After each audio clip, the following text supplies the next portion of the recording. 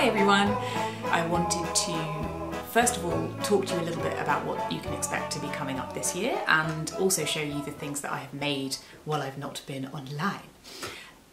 In terms of things that are coming up, I am attempting to do a giveaway a month. So my January was my fabric stash. February is the knitting and stitching show tickets, which I have 5 pairs of. If you'd like to take part in that competition, the video's here.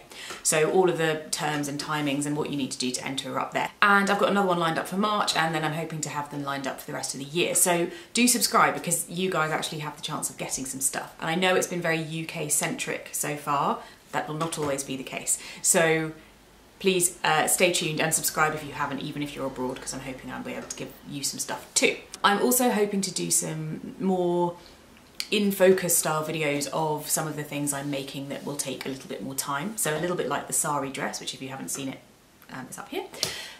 The idea of spending a little bit more concentrated effort and both drafting the pattern, making the toile, doing couture techniques, hand finishing, all that sort of stuff I want to carry on with. And I've got a few events already in the diary. I've got a wedding in March, I've got a couple of other things in the summer that I know I want to make things for, so I'm hoping to be able to film pieces of that and show you those. I suspect that's going to be in a format similar to my winter coat video that I did a couple of years ago, where I kind of take you through in stages, and rather than showing you necessarily all of the process start to finish, I pick pieces to show you and then sandwich it all together in a big sandwich at the end. If you've not seen that video, it's full of couture techniques and all sorts of really interesting technical skills, so if you're into that and you like it, that's here. It's a day of me doing this, but that's up there. So if you want to see that video, do. Oh, hello. Someone on a big motorbike going past, sorry about that. And then in addition to that, I'm going to do some more sort of just talking to you vlog style videos about a few things that I've been wanting to cover on my channel for ages and have just never got round to. So those will all be scattered in and amongst. So I hope that's all exciting. Today though, I thought I'd just show you some of the things that I've made over the summer that I've not filmed. So what you're about to see is a load of me prancing about in front of the camera, which is always fun, showing you 4 of the things that I made, which are really the big ones. Everything else was kind of small, or indeed just I may not have made more than that. I suddenly had a realisation, or they got cleared out in my massive clear out that happened over Christmas. So take it away, spinning, larking about, Helen. For those of you who commented on my Saree dress video, a link to which you can see in the top corner of this, lots of you said, you never put it on! So here is me in it, so you can see it worn on the person it was actually sort of mocked up for. The reason I didn't put it on is because I'm still not entirely sure that it's the most flattering outfit in the world, but there we go. I made a Betty dress with sleeve add-on pack from the green eyelet fabric that I bought in California with the lovely guys in California. Hello everyone. From Joann's. And you can see a link to that fabric haul here. But here's the Betty. Obligatory spin for a Betty dress. Oh, and can I just mention these shoes? Ah, hello. These are from Ravel, and they make me so happy. Everyone should have a bright pair. A bright pair? A pair of bright yellow patent shoes. Fact. So there you go. Another one. Betty dress. The back. The front. Oh, thank you. This is a pattern from a Birder magazine.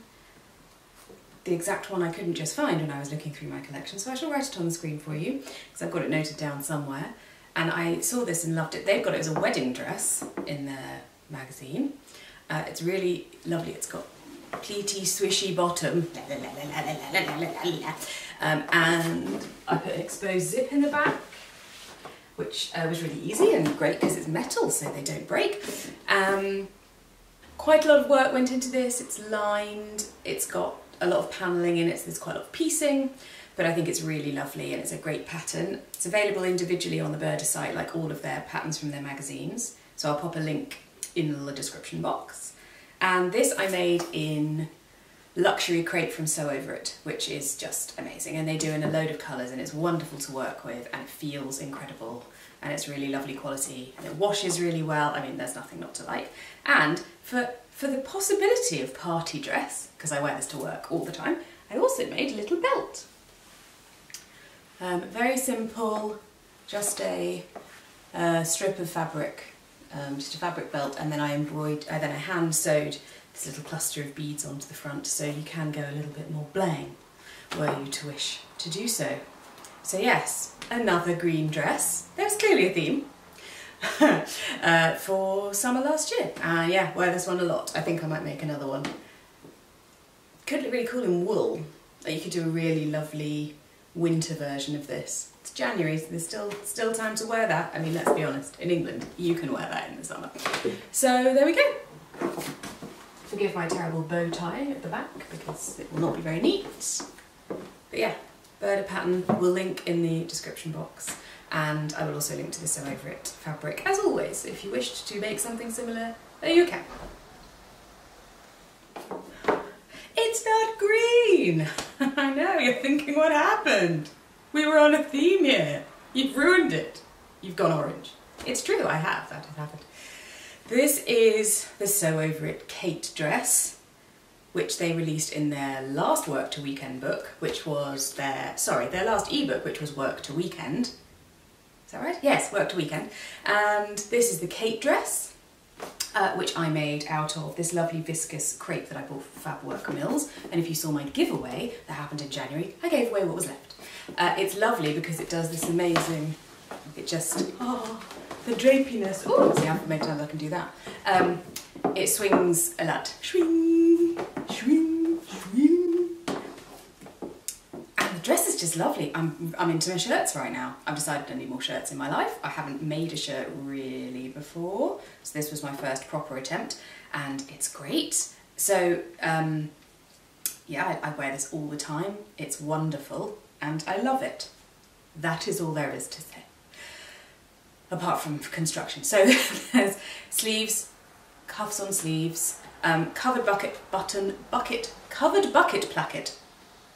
So if you have a bucket, please cover it. Covered button placket. I'm sorry, I don't know why I found that so funny.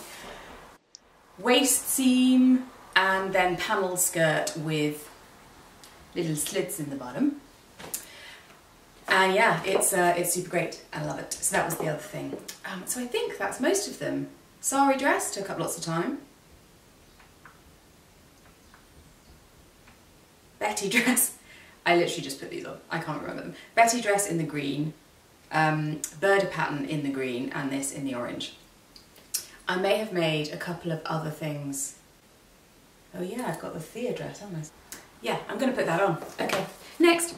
Now we've gone really off-piste. So, well, firstly, this is the Fehr dress that Sew Over It released, you know, 3 patterns ago probably by now, because frankly their rate of release is nuts.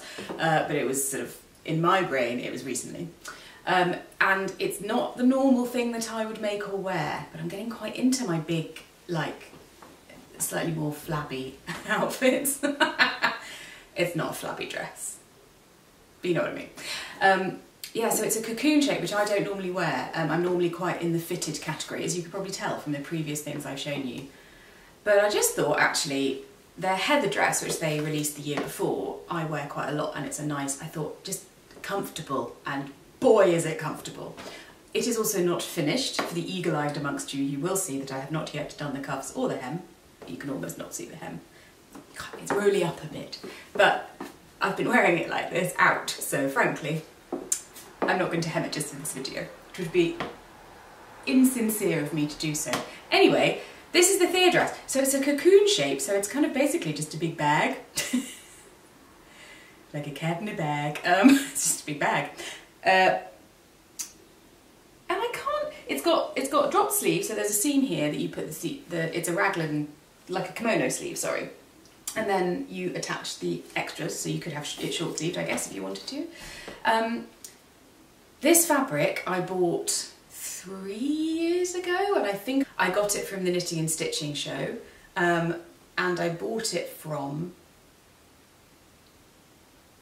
I want to say they're called Rosendale or something like that. If you go to the Knitting and Stitching show, they're always there. Massive stall, just like piles of fabric everywhere. It's sort of chaos, but they know where everything is, and they have some really cool and unusual stuff. This, I mean, it's perfect for this dress, because this dress has no seams, there's no darts, it's just a big can of bag. So if you have a fabric that is as beautiful as this, where you've got a nice big print that you don't want to interrupt, it's perfect. This is actually sueded. It's slightly stretchy and it's sueded. I mean, come on, it's really great. Anyway, so this is the Fehr dress. Only thing that happens is it tends to slightly try to strangle me. So it tends to slip backwards on me, and I don't know whether that's just because I've got the fit wrong. Harder to tell with something that's supposed to be more loose and fluid. I'll show you the back. It's just the same. Yeah, I quite like it. When I first made it, which was over Christmas, I did say I felt like I should be wearing a turban and in a sort of 1930s film, swanning around holding a martini, because it's that sort of quite loose thing, which lots of people can make look elegant, and I can't tell whether I just look like I'm wearing a bag. But it's comfortable and the fabric's beautiful, so I'm going to keep wearing it. Anyway, so there we go. Fehr. This was my quick make of the year, but the others I made and I spent quite a lot of time on, and I have worn them all the time. So my theory that when I invest time things work out better is held in true. I should really probably sit down and now finish this dress. Anyway, the last one, and I shall hand you back to Helen in the studio. So there we go, all 4 things that I made this year. I hope you liked them, or indeed got some ideas or inspiration, or thought, good God, I'm never making that. Whatever it was, I hope it was helpful, and I'll see you again really soon.